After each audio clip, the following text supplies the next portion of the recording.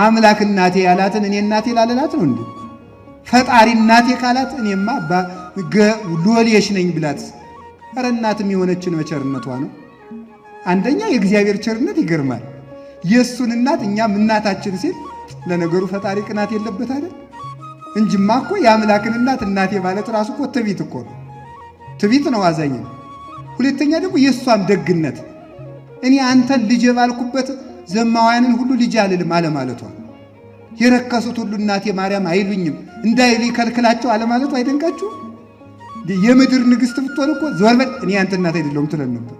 እሷ ግን ቸር እናት ስለሆነች የመሐሪው እናት እርሪት ማርያም ለውሻ ያዘነች ስትሆን ስለሆነች እናታችን ስንላትም አናፍራ። እናትነቷ ሲበዛብን እንጂ ኧረ ወይ ጉድ!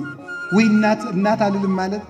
ስለዚህ እመቤታችን ምንድናት ካላችሁ እሷ የፈጣሪ እናት የቃል ኪዳን እናታችን ናት። ቃል ኪዳኑ ተፈጽሞ አምላክ የተወለደባት ስለሆነ የአምላክ እናት የሆነችለት የፍጡራን እናት ሆነች። የፈጣሪ እናት ስትሆን የፍጡራን እናት የሆነችው ያን ጊዜ ነው። የፈጣሪን እናት እንድናደርግ የፈቀደልን እግዚአብሔር የተመሰገነ ይሁን።